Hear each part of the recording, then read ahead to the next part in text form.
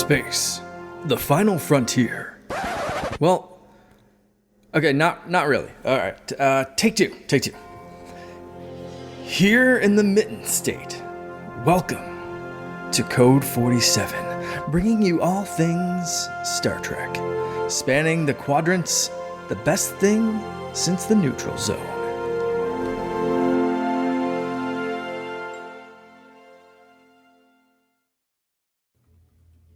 Back with your regularly scheduled program. This is Code 47 podcast on the Secret Friends Unite podcasting network. This is episode 91. Episode 90, though it wasn't labeled as such, was our interview in the interstitial, the in-between week with Mr. John Billingsley, which was quite fantastic. We went ahead and released that in anticipation of Trek Talks 2, which happens on the 14th to support the Hollywood Food Coalition. Very worthy cause, though. We were looking to take that interview and use that as part of our upcoming Patreon, which you'll be hearing about very shortly here. It was very important for us to support Mr. Billingsley and that very noble effort. So hopefully you've listened. Hopefully you're making a plan to make that contribution. So, yes, I'll skip all the regular commercialized stuff and just say, hello, Charlie Carden here. Trek Lord of West Michigan, captain of the USS Grand Petoskey in Region 13 of the International Star Trek Fan Club. Here, as always, with my stalwart partner, Kay Quinn. Hello. Hello, everyone. Glad to be here, as always. Yes, indeed. We're missing Peter this week. He's on yet another away mission to a faraway sector that some call Kentucky. So he will be missed, but he will be back with us in our next segment when we're going to be actually talking about Star Trek: The Motion Picture, the director's edition, and our interstitial week in between when we don't have new episodes to talk about. We're going to be talking about that and then wrapping up talking about TNG. We're on the third portion of TNG this week. But without further delay, let's talk about the end of season 1 of Star Trek Prodigy. Kay, if you would be so kind, walk us through it. Yeah. We left off with them sitting in the middle of incoming Starfleet vessels and all of them getting taken over by the angry virus as soon as they show up. And now this is them trying to figure out how to stop that from happening as they're getting this auto SOS signal that's getting all of the Starfleet coming in. And it's their trials and tribulations as they're trying to figure this out. And it ends on I think a very good note. I was a little upset because I was like, dang it, they got me to get a little misty-eyed there for a little bit. I was a little teary. Yeah. And I did not appreciate that coming out of Prodigy because I wanted to be angry at Prodigy still. And I was like, freaking A, you got me crying. Not okay. The end of this show really did pull that off, because I and we'll talk in a minute about kind of season highs and lows, but, I rewatched the entire series within the last couple of weeks, in addition, obviously, watching this episode more than once. And those first 10 episodes, in some ways, they're, they tell a story, but it's not, it certainly didn't engage me the way this back half of the season did. And certainly not the last 5 episodes. Wow. It was just really nuts. And so this one was a capper. There's no doubt they obviously need to find a way to resolve getting, the protostar off the playing field. So in some ways it was kind of like the end of Discovery season 2. We're like, well, the only way we're going to solve this problem is that if, Discovery or protostar in this case is no longer part of the equation. So we got to get rid of it. But unfortunately there was no, we got to jump to the future because this and that they had to blow the ship up. And in doing that, was that your cat meowing or mine? Because I just had one jump up. I do not have any cats today. I just have a dog. That was either a cat meowing or a door opening. And I think it was a cat meowing. But at any rate,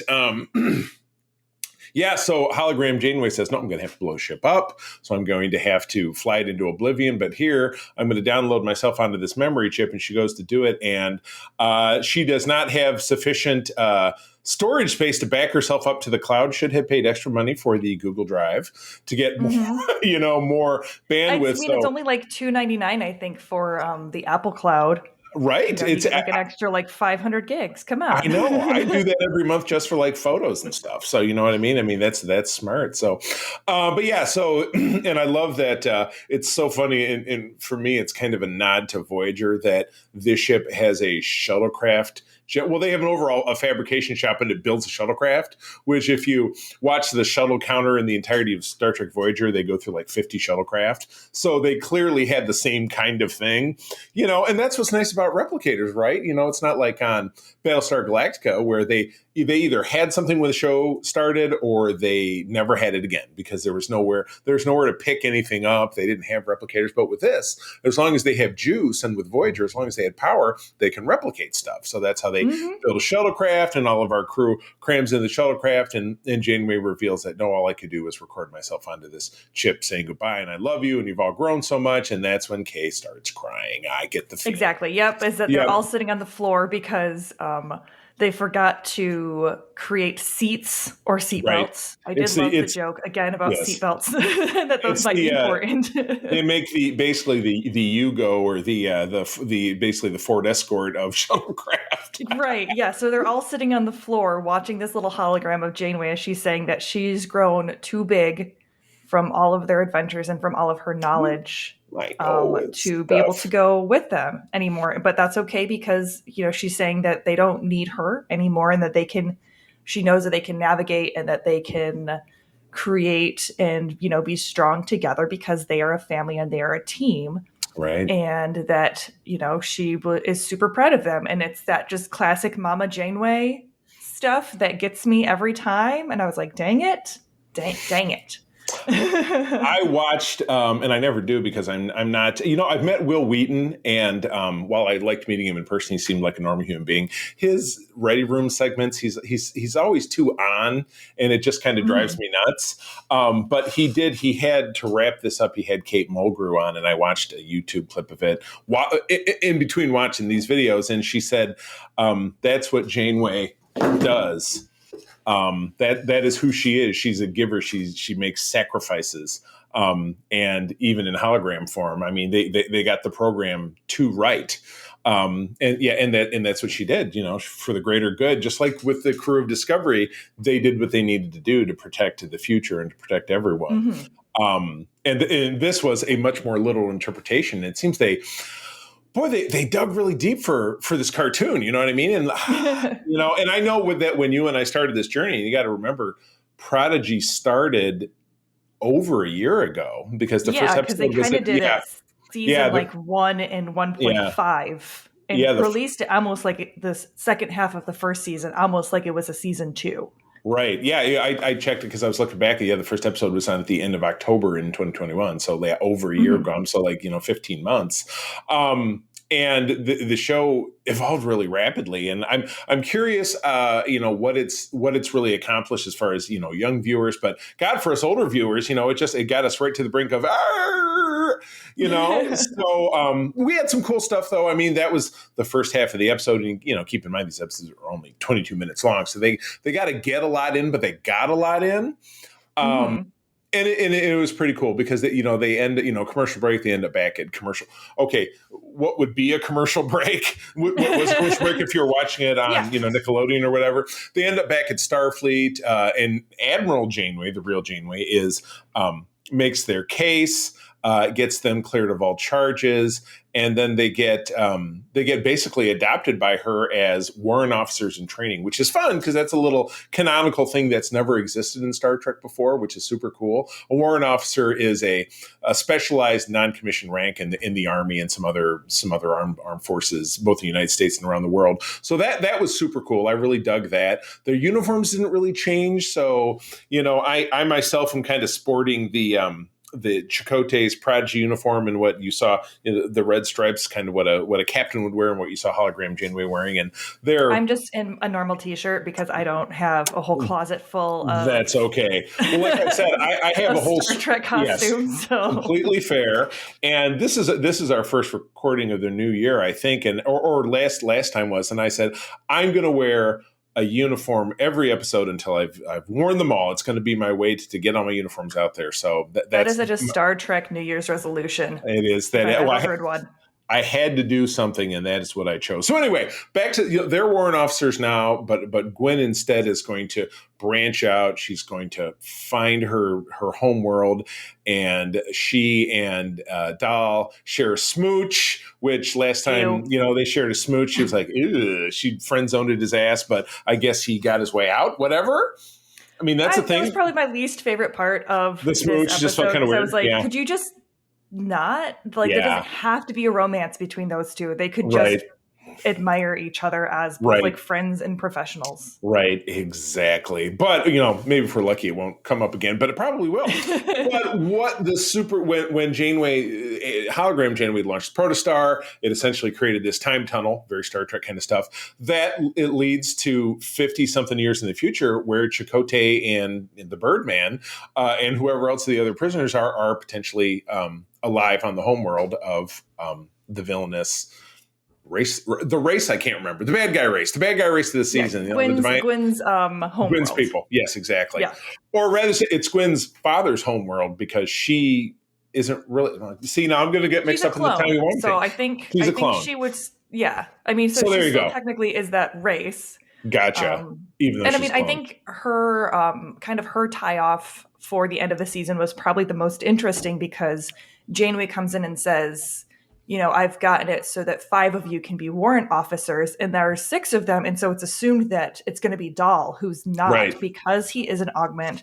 He's not supposed to be allowed into Starfleet.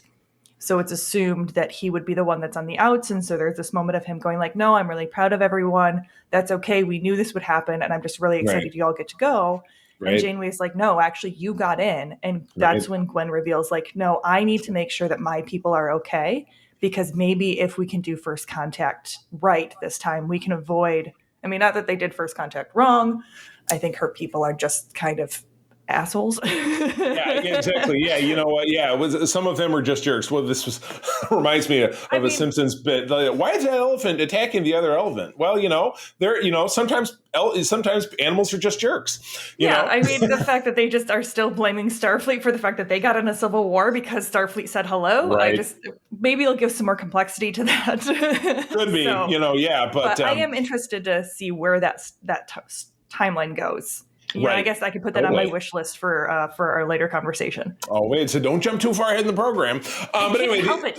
I'm sporadic. I know. But anyway, yes, the episode wraps up with Janeway. They're walking on the grounds of the Academy. They see in the distance another protostar is being built, and they're all like, is this our new ship? She's like, no. I've got bigger plans for you guys. And then the episode ends. So perfect wrap up to that, because, you leave wanting more.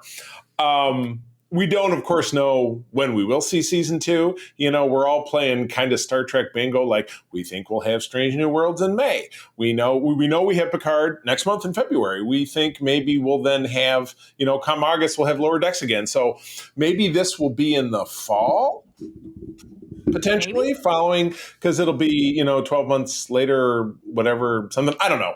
So, okay. Well, let's wrap up the season. And we've already kind of done some of that already, because, you and I have been doing this since the jump, and we said the first 10 episodes, there's a little bit of back and forth, a little bit of this and that. I didn't really have a favorite that I could think of from the first 10. So for some reason in my mind, I just kind of focused on the second 10. So my high probably I have 2. It's kind of tied for first place. Tied for a 3-way tie for first place, I guess, because parts 1 and 2 of this finale was the best of the season for me. But All the World's a Stage with the Enterpriseians, absolutely spectacular. You had the planet where it was like an episode of TOS where they had the gangster planet, because there was a Starfleet vessel 100 years prior that had left behind a book called Chicago Mobs of the 20s, and this entire culture just abandoned whatever they were doing and just dedicated themselves to like Chicago Mobs of the 20s. The episode is called A Piece of the Action. It's a fun one. You would probably enjoy it, despite your not great love for TOS, which I get. I totally do. So that's my high. What was your high for the series or the half season? I guess. I mean, I would say probably the second part of kind of like the mid-season finale of what was it called? A Morning Star, I think it was Oh, yeah, called, yeah, or a yeah. Moral Star. A moral star. Got it. Right. Yeah, I thought that was really good. Just because it did show the complexity of like Gwen and Zero, and you really started honing in on those two characters, which again, those are my two favorite characters. So I greatly appreciated that. And then I think that probably this last episode would be my favorite overall, just Mm-hmm. because you did finally see some rewarding growth from Doll, from Janeway, from, everyone. Right. You got to see Rock get really excited about xenobiology, which was adorable because they're like Right. pulling all of these like manuals because once Right. again they cannot decide what they want to do. And I feel that in my little ADHD soul. That's great. And there was a fun cameo with that with real life Star Trek franchise series advisor Aaron McDonald, who's someone who has appeared in. She was a guest on the virtual international conference for our fan club Starfleet last summer. She's going to be on the Star Trek cruise, so I'll get to say hello. She's very active on social media, but she's super cool. She's Colorado based. She was, and it was revealed to me by the guy who runs member services for the International Star Trek Fan Club we're a part of. She was once upon a time part of this dude's chapter, which is the biggest chapter in the world, which is in Colorado, until Paramount decided that people involved with Star Trek can't be part of our fan club, which is why Doug Jones and Tara Rosling are not part of the Grand Petoskey, because we tried and it didn't work. It's kind of a bummer. So, all right. Well, speaking of kind of a bummer, let's focus on season lows. For me, the most pointless, and it's funny because it kind of bounces off of, not to put down our great interview with John Billingsley and how awesome that was, but and getting to meet his wife Bonnie, who was a guest star in the Enterprise episode where they had the Borg. Then at the end of it, it was kind of a no stakes gambit because nothing happened. The Borg episode that we had, which his name is missing me, where Zero became a Borg for like 5 seconds, and then he wasn't a Borg, and him becoming a Borg made no sense because he's non-corporeal. And that was Let Sleeping Borgs Lie. Thank you very much. Yes, exactly. Yeah, because our crew, they're trying to figure out what the glowing red mass is in the ship, and at this point we eventually find out that obviously it's this undefeatable uber weapon, which in the end of it is undefeatable except for to blow up the ship. But they, at this point, and this was 4 or 5 episodes back, it was probably mid half season, they come upon a Borg cube, which is of course deactivated, and all the drones are sleeping, and they of course board the ship, which is a terrible idea. Hologram Janeway's like, we really shouldn't do this. They fly into the cube, which is kind of neat. High points of that episode is you do get to see all these weird different kind of Borg, and I think that's awesome. But the kind of pointlessness of and kind of incongruity of, well, Zero he's a Medusan, he's not corporeal. How can they assimilate something that is not biological? Because that's really contrary to what the Borg do. And at the end of it, he worked his way out of it and he was fine. I thought, this was a chance to try to be like, and here's the Borg, and here's this and that. This just felt like a tack on to me, and I didn't dig it. Yeah, that was me. I can see that. Yeah, I think probably my favorite was, Masquerade, or my least favorite was Masquerade, which was the one where Dal finds out that he's an augment and then decides to like unlock all of these powers. Oh, right. Because it felt very much like third episode Doll, and with as much growth as they had finally been giving him, for him to like move past this like inferiority complex that he had, and like he has to be the best and he has to be super uber powerful, right? And it just turned him back into that. It felt really reductive to me, and it seemed like it would have been better for him to just have some more conversations with Gwen and with Zero and with Rock, talking about his problems with like finding out that he is an augment and what that means, instead of him being like, okay, nope, I'm going to go back and do all of that stupid stuff I was doing when I thought I was all of that, because I'm so insecure with myself. Even though now I've had like 8 episodes of growth and of learning that it's not about me, it's about my team, to just go back to it being about me. And then like, it felt like it was one of these like rehash recircles that they didn't know how to convey his struggle with finding out that information. So that would probably be my least favorite. No, I totally agree. And that was right after Murph had come out of Murph's cocoon, and then we found out he was like a ninja warrior, because they're doing that. He's indestructible Murph. They're doing that big race in the side-by-side elevators, and Murph's like, blah, oh, and he's jumping across and beating up because they're getting chased by Romulans, if I'm not mistaken. And he's Murph is basically Flubber, from my understanding at this point, where he's just indestructible and can super stretch and is super strong and can do anything. I think you just named Murph is Flubber, the name of the episode. Thank you very much. We're gonna ride with that for the time being. So, okay, well, cool. Let's wrap up talking about Prodigy with looking ahead to season 2. You got a wish list. You can have up to 2 items. You go first. What do you want to say? I would say this is more of a technicality than an actual story, but I really hope that we see better animation from them. And anyone who's been listening to this, you know, continually knows that that's been one of my biggest beefs with this, is that it feels like I'm watching one of those really cheap kind of phoned in like toddler CG shows sometimes. Where like it reminds me of watching like Paw Patrol with my nephews, because it's just like it's not a lived in environment. And when you have such high caliber shows coming out from other it's not competitive companies. I'm like Disney, you know, is making great stuff with Rebels and a lot of their other shows. I mean, and granted, I know Disney's a monolith of entertainment, so that might not be fair to them, but it still should be a little bit better than it is. Especially if Janeway, like Admiral Janeway, is going to be in it more. I'd really like to see them figure out this uncanny valley thing that they have going on with her. Right. Yeah, exactly. And there was quite a bit of, like you said, the worst part was when she was watching the holodeck recreation of when the Protostar launched and they hug each other like, it's just very like, what just are her you and doing? Chakotay look.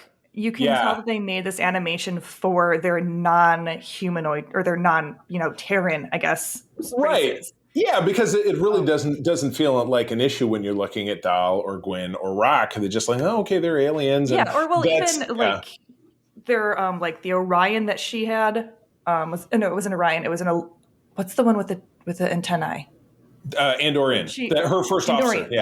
Yeah, her first officer was an Andorian. He didn't look bad, but like whenever they do like a humanoid Trill, or if they're doing like the diviner Janeway or Chakotay, and like they just look off. And so I hope that gets better. It's probably tougher still because they're obviously based on an actor, you know. So you look at him and he doesn't look like Robert Beltran. It doesn't look like Kate Mulgrew, and it was the same thing with hologram Janeway, even though she was modeled after what Janeway looked like in the first season of Voyager with the bun hair and everything. It was just very. I didn't think she looked bad at all. I thought they did a great job with that one. But for some reason, like current Admiral Janeway, there's just something about the way that she looks, and there's something about the way that Chakotay looks, where I'm just like, this looks weird. Like I get if you're doing a stylized version, but even their movements, it just feels off.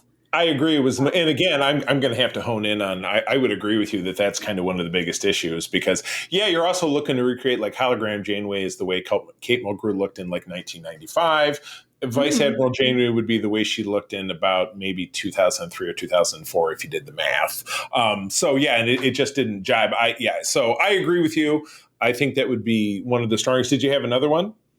I think that seeing Gwen's storyline, I'm a little worried that if she is leaving the team, that we won't see as much from her. Right. And so that would be like my only other worry, but I'm hopeful that we will still be able to continue seeing that. Gotcha. And seeing how that story develops. Gotcha. One thing I really hope for is I'd like it to continue to expand upon making this a spiritual cousin to Voyager by having more familiar faces. And that's something that I think that has been talked about, So I would like to see, we still have a lot of the actors who are active in the community, like Robbie McNeil and Garrett Wong do a podcast every week called Delta Flyers that I listen to. So they're very active in the community. They'll be on the cruise, Ethan Phillips, you don't hear so much from him in regards to being involved, or Tim Russ, or Roxanne Dawson, who's Blonde Torres. So maybe not necessarily all the actors are still super involved. Of course, Jerry Ryan is involved because she's on Picard. I would like to see that. And then there's nothing keeping them from bringing in, characters from TNG, characters from DS9. Right. I mean, we have to get Soon somewhere in there. Because Right. there's Yes. always That Soong's is always somewhere in a that is apparently become a law to the point that we got to have the inexplicable return of Lore in Picard season 3, which we know we're getting. It's right. been confirmed Yeah. that that's his role, but he also might be a Soong because we got a Soong worked into this because they said, well, it was a Soong that did the work on Dal or whatever it is. So Right. Yeah. So we have to have him somewhere. We have to have Brent Spiner come back somehow. it's a Soong world, and we're just living in it. Oh, you know what? That could be a name of the episode. Do you like that, or do you like the other one? Okay, well, all right. Well, again, let's say it's whoops. All right, it's Soong. Just living in it. I don't edit, so you got to deal with my typing. Deal with it. All right. Well, moving on.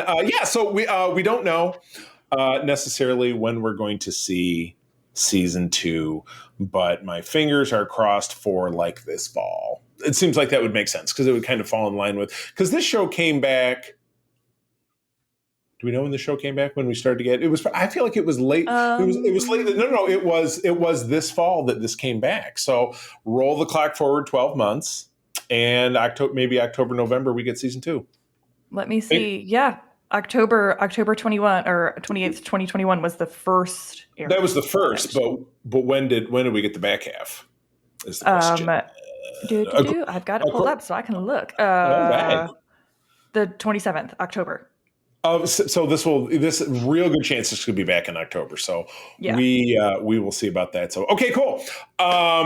Moving on. All right, so we're back into Star Trek: The Next Generation. We're in season 3. This is part 3 of 4. We're tackling 7 episodes this week. And we're getting into a real sweet spot. I mean, we get a couple of the honest-to-God classics of the series. I have a lot of notes going through these episodes. I thought this was a really solid set of episodes. Of notes. Well, good. Since you're so note-heavy, why don't you get rolling? Talk about episode 14 of the season. All right. So we have A Matter of Perspective, directed by Cliff Bull, written by Ed Zuckerman. Did I get that right? Zuckerman, I believe so. I always worry that I'm flipping around who directed it and who wrote it. I think it goes director-writer. So Cliff Bull is a stalwart of the series. So yeah, he's definitely a director. So you got it. All right, thank you. All right, and it aired February 12th of 1990.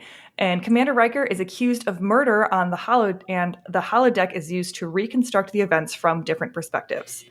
And this episode overall, I thought was an absolutely incredible idea. I really enjoyed the idea of them talking about kind of, from personal perspectives, how narratives can change and how you can have this unreliable witness. And depending on who's telling the story depends on how things are going to be.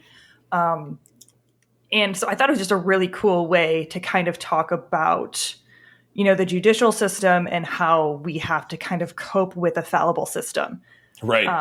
But there was this really weird chunk where they both had Riker as the victim of an attempted sexual assault and the perpetrator of sexual assault. And it was one of those where, and you never know. And I was like, okay, so like how does this work? Because was it Mona?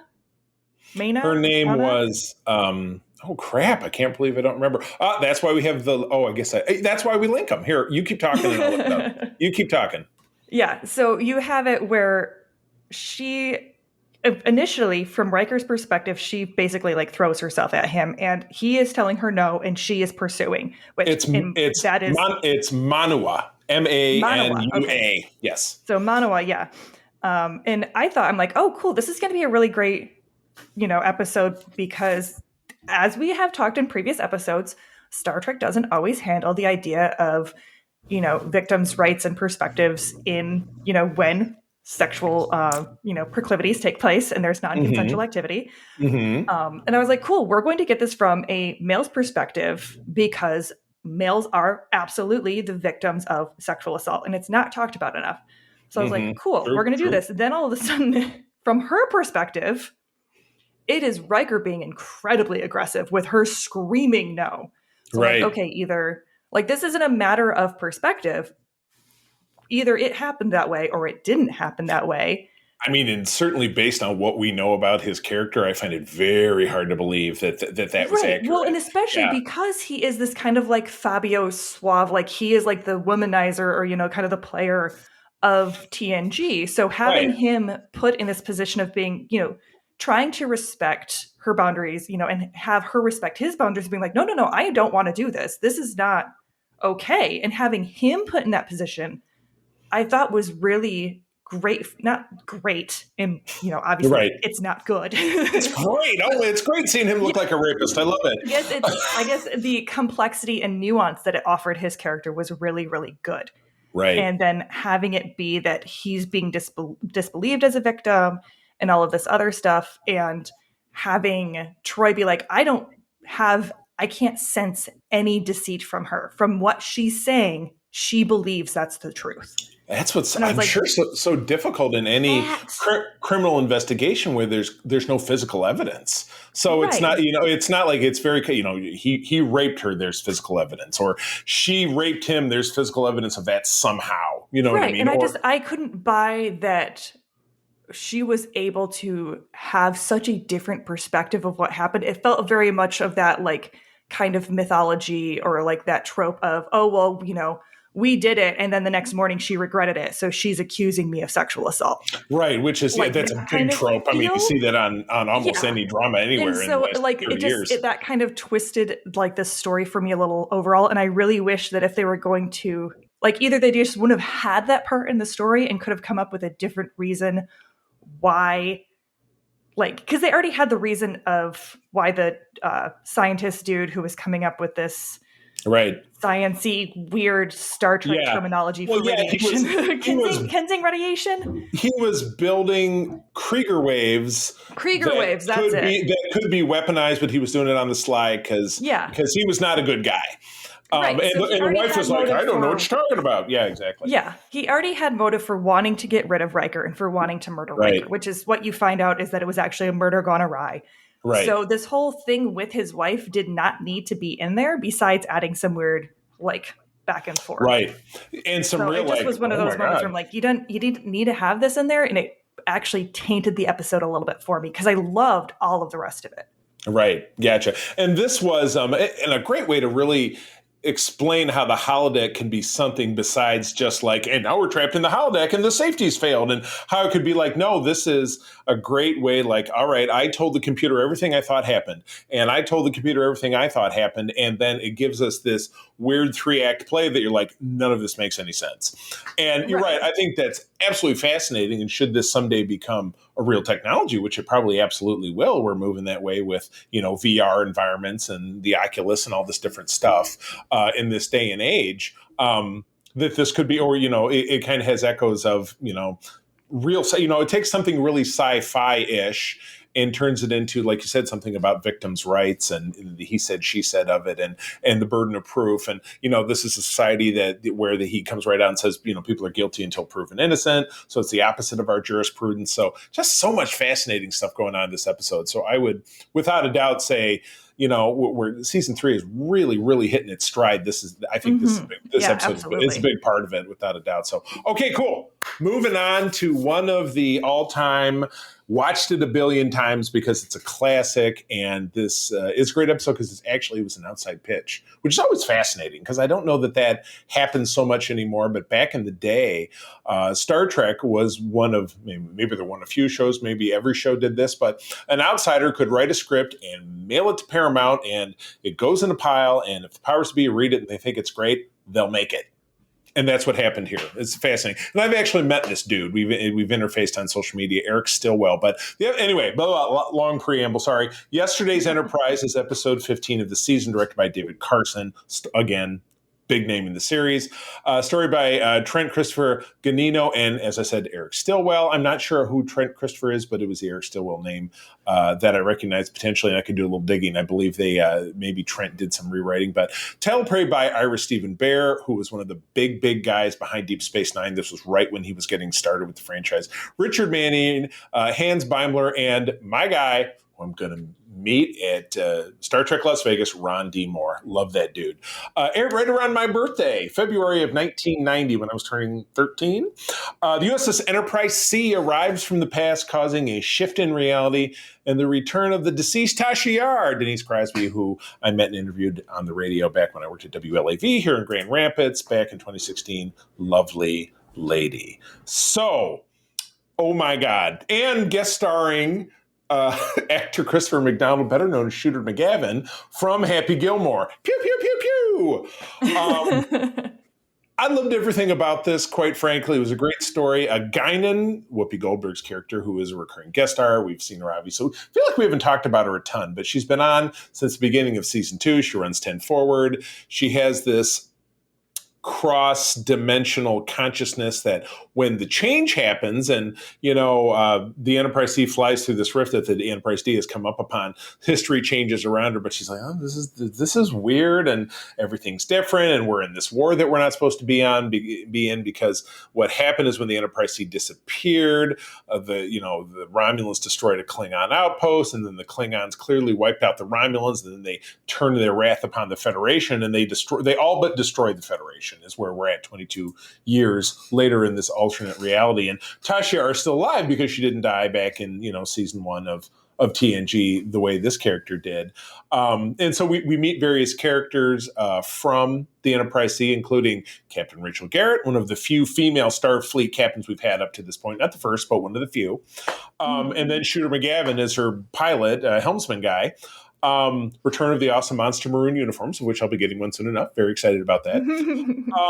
But yeah, a lot of great stuff going on. And at the end, we see, we see Tasha Yar get some resolution around the fact that, Guinan is aware of the way that she died, which was the sacrifice of the, Mark McChesney, the slick Armis guy, and back in that episode of season 1 was kind of pointless. She was killed as a display of his power. And Tasha says, she has this great scene with Patrick Stewart. She says, I've always known the risks that come with wearing a Starfleet uniform. If I'm to die in one, I would like my death to count for something. And I was like, oh my God, it was amazing.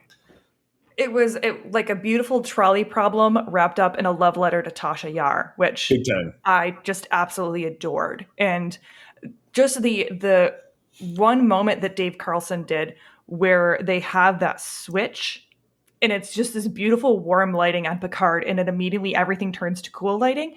And really, there's such subtlety in the uniforms. Nothing else really changes. Just that lighting switch. And then all of a sudden you're like, whoa. Big time. Yeah, 10 Forward is like, whoa. Like turn the lights on at the bar at 2 a.m. You're like, Yeah, it was an amazing transition that they were able to do with just a simple lighting change where you, as the viewer, immediately know that something is different. Right. Absolutely. And you don't know what exactly, but you know that something is different and that you are looking at an alternate Picard. Right. Yeah, you're right. The uniform tweaks were very subtle.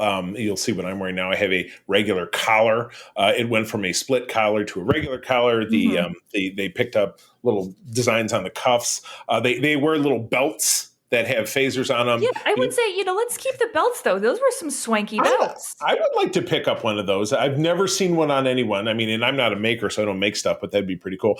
The enlisted people wore big, fancier outfits. Like, it was an episode of belts. Because the enlisted people who were just in the jumpsuits, the season 1 jumpsuits they were still using at this point, had big, like it was a cross thing and it went across and different stuff. And so it was everybody was armed all the time. So, I mean, because they lived in a war culture. So this was awesome. Clearly pointed to as being one of the absolute best episodes of the series. I mean, this is one I could turn on and watch over and over again. It's just kind of one of those. Top marks, kind of 10 out of 10. And I really loved the note that it ended on with Guinan coming to Geordi at the end and asking him to tell her about Tasha. Because part of the conversation that her and Tasha have is Tasha's like, you keep looking at me weirdly. What do you know that I don't know? And Guinan just says, I don't know you. Yeah. I know that I don't know you. You're not familiar to me. And I can't exactly tell you why. All I can tell you is your death was meaningless. Right. And that's when Tasha goes to Picard. And it really gives Guinan this beautiful moment of, okay, I want to know more about her. Like, and then at that point, it was almost like she continued to live, even though she died, because Guinan wanted to make sure her story was continued. Right, which ironically enough, story does get continued, as you'll see Mhm. at the end of next season, of something that happens that I'm not going to spoil, but it does actually bring back You're into not going to play spoil from like 1992. 1991. But yes, no, I really don't want to. But yeah, no, there's a callback in that happening to some conversations that took place in this episode. So anyway, all right, for the sake of time, let's move on. Next one is yours. All right, so we have The Offspring, that was directed by Jonathan Frakes, written by Renee Echevarria.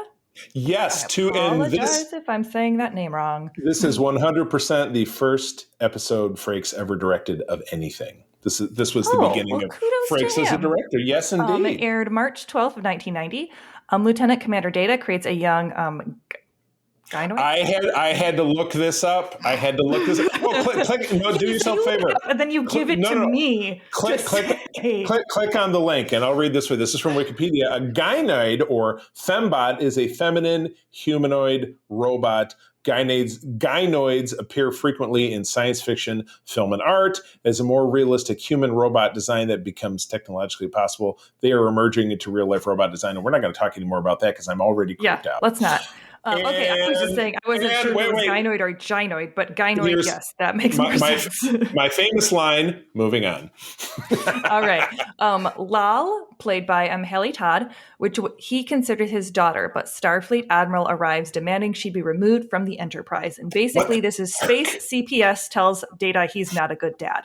I know, and it's so lame. It's so lame. I was like, we literally had an entire episode in season 2 fighting for his personhood and about how he's sentient. And then they come back and they're like, actually, no, you're still not completely sentient and we're not going to treat you like a person. And they could have, they're sitting and having this conversation. This Admiral. What's so funny? The Admiral's last name is Todd. So Admiral Todd is, of course, my best friend / sparring partner on Secret Friends. Who does not like Star Trek. He doesn't like Star Wars. He does like Star Trek. Sometimes. I thought it was the other way around. No. He rails against Star Wars. If you ever follow his posts or listen to debates that we get into on SFU Prime, I'm sure there will be one probably for the recording we do later today. But at any rate, where the hell? Yes, Admiral Todd comes on and he's like, yeah. I happen to also be a cyberneticist, which is like, whatever, okay, dude. But he's like, I think we'll take her to the starbase and blah, blah, blah. She's a toaster. And it's like, everything from season 2's Exceptional, the Measure of a Man episode, which was about a year before this. They're just like, nah, fuck it. We don't need to do, right? That's. I mean, and honestly, you can't throw a phaser in Starfleet without hitting someone who's a cyberneticist. Like, come on. Yeah, right. Admiral Exactly. Todd. Get over yourself. I know. He's like, yeah, and then he's like, "Well, I'm a parent, and blah blah blah, this thing and that." Right? This guy. He is in one of the latest of the long line of bad admirals or badmirals that we have in Star Trek. He's just, I'm a guy or a woman, because there's some badmiral women, out there, females out there as well. That he comes along and says, "Well, I got the rank and blah blah blah, and I'm gonna do some stuff because I'm in charge." And he's just a jerk. And at the end, Lal starts to malfunction because she's her brain is growing too quickly and it fizzes out and she's going to die. And the Badmiral says, "Well, I'd like to help you." Blah, and it's just like, yeah, like you can help. And then Data's like, "Yeah, why don't you come help me save this android you were trying to take away from me?" Because he doesn't have emotions and he's not like, "Yeah, fuck you. I don't need anything from you." Yeah. And I mean, I think, and again, it shows the respect that Picard has for Data as a sentient being versus Admiral Todd, because, when Picard finds out that Data basically made a kid, he's like, "You should have consulted me." That's his first thing, is because he's freaking out, like, "Dude, you just made a robot." And he goes, "You should have consulted me." And Data just looks at him in his truly Data way and goes, "Well, no one else talks to you about if they're allowed to procreate or not on the ship." And like, Picard just steps back and is like, "You know what? That's my bad. You're right." It's okay. Yeah. What can I say? My bad. Right. And then at that point, it's just like, no, this is like as complex and as different as this is, and I would say context is important, and that could have maybe been addressed a little bit of, yes, Data, we don't talk about procreation, but this also is not if Riker and Troy want to have a kid, that's not going to be the first Betazoid Terran person in existence. Exactly. This is the first android baby in Right. existence. So Android there is a baby. little bit of a difference there, but I also totally respected Picard just taking a step back and being like, that's legit. All right. That All is right. true. It is. It is a real Papa Don't Preach moment. Data says, I've made up my mind. I'm keeping my baby. Yes. Oh my God. Oh, Yes. I don't want to. You know what? That's another Android pun. You know what? I could change the name of the episode for that, but I don't know. Good. We'll And stew on that. yeah, Okay. we'll keep working. But again, let's talk about Brett Spiner's ability to have a character that shows no emotion and still be able to just eat the scenery while he's working with Lal. Because there are times where, like 2 weeks into it, and she's having these, like she's having an existential crisis. Oh my And he God. just Yes, shuts her exactly. off, which was great. Oh, if It's only like so parenting many was really parents. that easy. Yeah, I know. Yeah, Oh I'm my like, gosh. and even me, like, I don't have kids of my own, but I've done enough nannying where you get to that toddler point of them just asking 20 questions constantly, and it just becomes a continual game, and you wish that you could just be like, we're not doing questions anymore. Just What's that no more that questions. one great meme of Yoda? They said, Yoda mimics what every parents want, is that Luke continues to pepper him with questions until, to get out of it, he just dies. Yes, exactly. Oh Yeah. my God. No, that it's good. And again, a classic, but tainted by the fact that, like, well, Data went through everything in this trial where he got rights, and they're just like, well, not so much.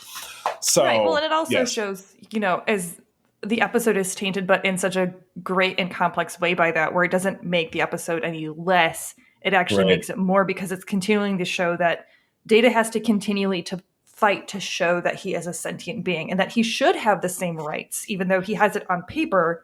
And that's kind of a continual thing that we see even reflected in our society today, that even though there's a lot of places and a lot of people who have the same rights, quote unquote, on paper, they still meet a lot of persecution and injustices because of who they are. Right. Absolutely.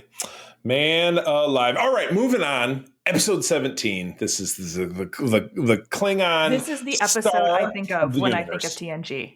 Absolutely. Sins of the Father, directed by Les Landau, story by Drew Deegan, and teleplay by Ron Moore, Mr. Klingon, and W. Reed Moran, whose name I'm not familiar with. From March of 1990, Worf tries to prove his father's innocence after the Klingon High Council declares that his long-dead father was a traitor and had betrayed a Klingon outpost to the Romulans. Wow! The beginning of so much that resonated throughout the rest of the classic era of Star Trek. So this episode should have just been named "Klingons Are Catty Bitches."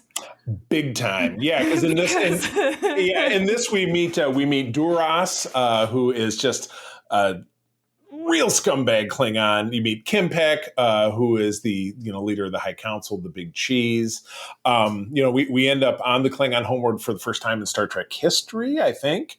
And you see that the Klingon race and the Klingon Defense Force, Klingon Society, for all of their bluster about a warrior's culture and this and that, is a bunch of political bullshit. That is 100% where this ends, because, spoiler alert, Duras, who uncovered some files, you're not seeing my air quotes unless you're watching us on YouTube, uncovered some files that showed that while both Worf's father, Moog, and young Worf, because Worf was left in the rubble after the destruction of this outpost that they were at, and Duras's father were both at this. But Duras was the guy who beamed the codes to the Romulans and let them blow up the station, but still somehow found a way to pin it on Worf's dad.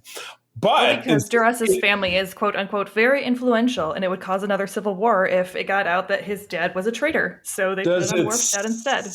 Does it sound at all like something that might be happening in this country right now? Oh, we don't need to talk about that. We're not that kind of program. No. However, it's terrifying that Star Trek, it's like, oh, The Simpsons did it, or The Simpsons predicted it, because they predict this thing and that thing. One prediction was about the certain political figure that we're talking about becoming president. It's the same thing. Well, his family's too powerful, so it's like banks that are too big to fail, right? If we did the right thing and we exposed the fact that the Duras family were the traitors, and then we turn around and executed him because that's our laws, then we would have a civil war, and we got to think about the greater good, which ultimately is, they put that 100% of that on Worf's shoulders, and he's like, all right, here's the thing. I'll accept discommendation for the good of the Empire, which means I am now a pariah in Klingon society. It's like the Amish, he's shunned forever. And then he has to walk away back to his life in Starfleet and has to give up, any right that he would have to a life in the Klingon Empire, which of course spawns a whole other storyline that is not really going to go away. But this was it's a little bit too close to home that I don't know specifically. And again, I'm not well versed in, political science or things like that. So I couldn't say, oh, this was really based on this situation that happened, around that same time or before this happened. But boy, it really does land on something that we're dealing with, in the here and now. So it's it's way too close to home, but that's right. Really well, I mean, it is just kind of a classic political move too, of, Very finding true. Kind of a lackey or an out, or, a fall Right. guy. And, Right. They are, first off, they're banking on Worf not showing up because Right, they exactly. assume, well, he's in Starfleet, he won't care. And then Right. it's like Worf, the Klingonist of the Klingon when it comes to honor. Yeah, exactly. He does show up, especially because now he finds out that he has a brother, Kern, I believe his name was. Yeah. Right. He didn't even touch upon that. Yeah. Tony Todd, the awesome Tony Todd. Oh, man. And you just get a great scene chewing between those two. Absolutely fabulous, because he is just classic little brother of just like poking him at every chance he gets, where he's like, are you doing it? Like, just so polite, just so passive aggressive to Worf. Right. Everybody's like, what are you talking about, Worf? He's being so nice. And Worf's like, that's the problem. Exactly. Yeah. Because the he's first yelling at me like he's yelling at everyone else. Obviously, it's great insult to me. Right. Exactly. Yeah. The first two acts of this is Kern is a Klingon officer. He comes on the Enterprise so that he can basically reveal that he's Worf's brother, and then about the challenge. Yeah, exactly. It's like a play on what we did in season 2, where we saw kind of that exchange program of Riker going on to a Klingon ship to act as a first officer. And, they're doing this kind of reverse program, but then it's underwritten by this fact that Kern's kind of snuck his way into this, sneaky, or maneuvered his way into this so that he could confront Worf and be like, hey, they're trying to, dishonor our father's name and destroy our house. Do you want to do something about it? Right, exactly. So anyway, kick-ass episode, definitely lights the trail to the Klingon Civil War arc that we see at the end of season 4. The Duras arc that kicks off when we see Kalar again, Worf's mate, and meet his son. Sorry, spoiler alerts in the first part next season. And then things that resonate on to Deep Space Nine as well. So lots of good stuff. So yeah, I love it. All right, moving on. Next one's yours. All right, we've got Allegiance, directed by Winrich Kolbe, written by Richard Manning and Hans Beamer. There's no. I think it's Beimler. I've only heard it so recently, but yeah, I believe that's. I swear, you folks could turn this into a drinking game with how much Charlie has to correct me on how I say these names. Fiddle, flap, and flippity flu. Yeah, you bet. All right, it was aired March 26th in 1990. Aliens kidnap Captain Picard and replace him with a duplicate who sends the Enterprise to a pulsar. Meanwhile, the real Picard and 3 other captives try to escape from their prison. And this was just a really, again, a really solid grouping of these episodes. Totally. Because you had, this Picard who's coming in, and I almost wanted to say that they gave away it right from the get-go, because as soon as he swaps, he goes into his ready room with Riker, and it doesn't show what he orders. You don't hear him order tea, but when he comes out, that is too dark to be tea. I swear that they gave him coffee. Ooh, I looked at that. And I saw him take a drink of that, and I was like, "That's not black tea. That's way too dark to be black tea." So I wonder if that was like an Easter egg right from the get-go. Because you didn't hear him order. He was walking away from the replicator after, as Riker came in, and then he just held it off camera until Riker left, and he took a drink of it. So I was like, wait a second. So that's my working theory, is that they put an Easter egg in there. It might just be my wild imagination going crazy. But I did like watching Crazy Picard. It was exactly. Being like, let's do a double card. What I call him, Doppelcard? Doppelcard. Yeah, because he's like, well, I'm gonna walk around and do a bunch of weird stuff. I'll sing along as we drink and 10 forward. I'll be weird with Troy. I'll watch the guys play cards. I'll make out with Beverly. I'll make out with Beverly and then reject her. Like, okay, goodbye. He practically shoves her out the door. Click. Right. It was just, and then he's like, well, and at the end, it's like he's just playing this game of, I'll just kind of, fuck around and see what happens. And at the end of it, he's going to run the Enterprise into a pulsar and kill everybody. And they're like, yeah, I think that we're kind of done with you. So they got it figured out. And meanwhile, Picard is in the prison with these three random aliens, one of whom is a cannibal who can't eat basically they give him like a urinal cake to eat. And he's like, I can't eat it. He licks and can't eat it. Oh, okay. Well, I wouldn't want to eat it either. Then you have the one guy who's a wussy pacifist. And then you have the Starfleet cadet who actually she's the ringer. She turns out to really be one of the aliens trying to play them all against each other. So it's interesting. And I know that part of it with the four of them in a prison was adapted out of some classic pieces of literature that I'm just drawing a blank on. It's like something about isolation and it's a mind game or something or other. I know, it's really very informative. You're welcome. Thanks for coming to my TED Talk. I appreciate it. But anyway, watching the doppelganger Picard was definitely the biggest story in this episode. Watch him just kind of screw around and see we'll just kind of see what goes down. Yeah, it was definitely one of those where watching Patrick Stewart being able to be out of the normal Picard comfort zone, right? Exactly. Letting him be goofy with his character. It did seem like they let him do a little bit more. We'll talk about that in other episodes too, but where he got to be kind of playful with what Picard was doing, and it was really, really fun. Totally. Oh, my goodness. All right, moving on. Captain's Holiday is episode 19. Chip Chalmers was the director. And again, this was the first full script written by Ira Stephen Bear, who is one of the real masterminds, as I mentioned, behind Deep Space Nine. Gave us some of the most classic moments there as the guy who ran the writer's room or was part of the writer's room. From April of 1990, Picard is convinced to take some much-needed shore leave on Risa, but gets wrapped up in a woman's treasure hunt. And it was funny. I messaged you and Peter while I was watching this, that the design of the futuristic aliens that are kind of spurning on Picard. Their iridescent diapers. Yes, they're iridescent diapers and their oven mitts, and they both reach up and touch the side of their heads to beam away. I was like, that is some 90s looking special effects right there. That's fantastic. I love the design. When you got to come up with, what's the line from Lower Decks? Humanoids with all slightly different facial application ridges. Yes. Yeah, and coloration. So this was a fun one. It was played for laughs. You pick up, the Enterprise is just wrapping up this negotiation and Picard is totally burned out. So he gets kind of hornswoggled into going to Risa, which is basically Enterprise's sex planet, which is awesome. Yeah. And just a great scene that all he wants to do is sit there and read his books, is sitting on a lounge chair by the pool. Feel that. You just want to sit there in the sun, read your books, get left alone, and then Riker tricks him into buying this sex totem, so everybody thinks he wants Jaraharom. So this lady, yes, you know what? I was just going to correct your pronunciation, but Jamaharon, that's it. But yeah, if you have this Horgon, which is this, and they sell replicas of them, you can see them around if you look on even probably on eBay or Amazon. But it's this How do you know they sell replicas of those, Charlie? I don't have any idea. I read it on the message board somewhere. Sure, okay. But anyway, yeah, if you set out this Horgon, then it just means that you want to have Jamaharon, which is probably some kind of weird group sex thing with Jello. I have no idea. There is, actually, I looked it up because I had forgotten about this episode, and I was laughing so hard when they did when they brought it up in Lower Decks. Oh, and she's like, Jamaharon, he wants Jamaharon. Oh my God, that's right.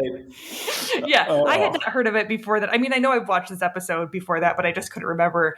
And so I looked at it because I was like, what is this? Why is what? And it just says there's literally no reference of what it actually is besides some vague sex act. Right. So and you know what? And what actually it is not canonical. Right. Oh God. Now you're going to make me go look it up. We won't talk about it anymore here. But now I'm We very, both know very you've already curious. looked it up. Come on. I have no You're the idea. I one don't who know knew what that you're you talking could about. buy one of those sex totems IRL. I'm just saying it. It came up and it was suggested items. I think. Why in your suggested items? You are digging yourself into a bigger Oh my hole, God. sir. You know what I'll do is I'll if I find one in Las Vegas, I'll get one for you as well. Okay, but then at least then that would put me more in the Picard position of Yes, right. Just sitting having one there because someone tricked me into getting one. reading a book by Pool. All right. Well, we've gotten totally off balance talking about anything related to this episode. We get the introduction to Picard's love interest Vash, who we see in an episode in season 4 with Q called Cupid, where they do the Robin Hood thing, and Worf, he's not a married man. That'll be fun. And then we see her in an episode of DS9 because she's with Q. But yeah, it was kind of going for a treasure hunt, and it's this thing from the future, and that's where we get those really crappy looking aliens, and yeah, it's just the episode is largely played for laughs. We also get actor Matt Grodenchik, who is later Ram on Deep Space Nine as a different Ferengi, but really he has the same mouthpiece with the one tooth that goes off there. So it's like, I guess they saved that and put that in a little Ziploc bag and like, hey, we hired Max back. Here's your teeth. Here's your teeth. There you go. Oh my goodness. But yeah, I thought it was a fun episode. Yeah, it was just a really fun overall. And again, just Picard he has this like grumpy straight man version Right. with all of the other comedic stuff going around him. And, Patrick Stewart, again, is just such a phenomenal actor that he plays that really, really well. And you get a lot of these really fun moments. Yeah, just a great episode overall. Like, I absolutely loved when he came back in the beginning and they're like, oh, how did it go, Captain? With the thing, and it's, and he just did it once. Yeah, exactly. Like, okay. All sure, right, well, Captain. good talk. We'll catch up later. Oh my goodness. All right. Take us home with episode 20. All right, episode 20 is Tin Man. That was directed by Robert Shearer, written by Dennis Bailey and David Bischoff, and it aired April 23rd of 1990. That's my mom's birthday. Yeah, well, happy birthday, Mom. When April 23 comes around. Right, exactly. A gifted betazoid whom Deanna Troi once treated as a patient comes aboard to establish first contact with an unknown vessel near an unstable star before the Romulans do. And again, just a solid episode. Absolutely. The guy, Tull, is that Tull? His name is Tam Elbrun. Tam Elbrun, that's it. So, and he is kind of a famous negotiator because he is such a powerful betazoid. And so you get this kind of back history where you find out there was a disaster that happened very early on, and it's not really specified as to what happened, but he was a negotiator, and because he was there, several people died, including some of Riker's friends and some of his, fellow Starfleet, acquaintances. So you have a lot of tension right from the get-go because he's reading people's minds and answering their thoughts before they even get them out, which obviously, Troi continually tries to stress with both her mother and any other betazoid she meets of like, hey, you're not supposed to do that. Yeah, right. Exactly. Somehow they never learn that you're not supposed to do that. People don't like that. Yeah. So as much as he starts out as a very kind of adversarial, unlikable character, you do get some sympathy moving throughout the arc with him and Data because he finds such reprieve with Data. And again, this is some great, scene chewing with Brett Spiner and with his character of him being this relief and being able to just talk to him and exist with him because, Data doesn't have a thought in his blessed little brain, not of any fault of his own. Yeah, exactly. Yeah, you're right. So, I like it, and I like it upon the commentary of dealing with someone who is, a high functioning. Would you say he's, would you compare it to someone who's maybe on the spectrum? He was definitely giving some of those on the spectrum vibes, and it was one of those things where it was kind of, as someone who is on the spectrum, it was kind of a love-hate relationship because it was very much a trope in the 90s of like tortured genius and, people who are artistic they're really, really smart and they're really, really capable. They just don't know how to talk to people. And it's like that, it's so much more complex than that. And that is such one archetype Right. of what being autistic means, because Right. there's a reason why it's called on the spectrum, because it is a Right. spectrum of Levels of degrees. struggles, and This much or degrees, that and much. Yeah. and depending on how you're raised, like it presents differently if you're femme presenting and we're raised as, femme presenting versus raised as, masc presenting.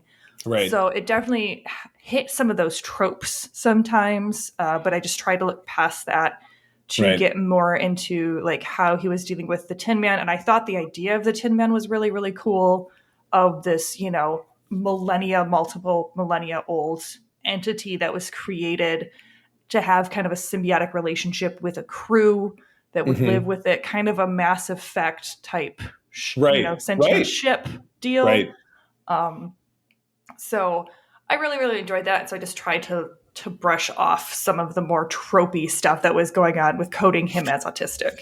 Right. Yeah. And again, you're probably a sufferer of the times because it was the 90s and, we're moving and they probably thought that was, and as Star Trek often tried to do, and in hindsight kind of falls a little tone deaf, where they were trying to create, advocacy and proper representation, but not really understanding what they were representing. Exactly correct. So yeah, no, I totally agree. All right. Well, I know we got to wrap it up, but let's give a quick favorite and least favorite. Go for it. Oh, that's a good. There was a lot of. It's real hard. Well, I gotta say, Sins of the Father was definitely my favorite because, like I said, when I think of TNG, that's the episode that generally comes to my mind. And then probably. Oh, I would say. We're stuck. Picking a bad one. Maybe Allegiance. Yeah, it was kind of flat. I really enjoyed, though I really enjoyed Patrick Stewart's performance. So I would say maybe a matter of perspective, just because I felt like that whole sexual assault thing was kind of shoehorned in there. Right. I hear you. And that was the one we talked about the most. I'm going to go with, it's pretty obvious, Yesterday's Enterprise. I love it for all of the interplay, kind of turning everything on their ear and then getting to get a real nice resolution in Denise Crosby's character. And then I was annoyed by The Offspring and the Badmiral and throwing out all of Data's rights. I was just kind of thumbs down on that. So even though again, this is one of the more solid blocks of episodes we've come upon in anything that we've talked about. Yeah. So it's like it's like it's bad, but it's my least favorite, but it's not bad. So right, and it's bad in such a good way, where like you hate it because of it's mistreating Data, but it's mistreating Data in a way that's like where you're angry at that dude in the season 2 that was like, no, I should be able to take him apart because he's not real, and you're like, that's a lie. Ugh. Yeah, exactly. Shut up, Space CPS. He's allowed to be a dad. Exactly. Oh, I'm keeping my baby. That's going to be the name of the episode. I'm keeping my Android baby. All right. Well, with that, Katie, take us for the outro. Yeah. All right. For more information about Starfleet International, please visit Grant Petoskey on Facebook and Twitter. There you go. All right. Well, friends, thank you as always for joining us. Katie, where do people find you out there on the webs? You can find me on Twitter at QTGeek. That is Q_T Geek. And on Counter Social at KQuinn. Awesome. You can find me over there on Twitter and around the sphere in general at the C3. Go ahead and spell it out. My lovely wife, April, and I do run the USS Grand Petoskey. That is the West Michigan chapter of the International Star Trek Fan Club. You can find us at a website of that name and across socials as well. Come out and find us. With that, I'm going to tell you, as always, that sharing is caring. Don't forget to tune into Trek Talks on January 14th and support the Hollywood Food Coalition with our great friend Phil Phlox, John Billingsley. Our interview for that is out there now. And keep on trekking.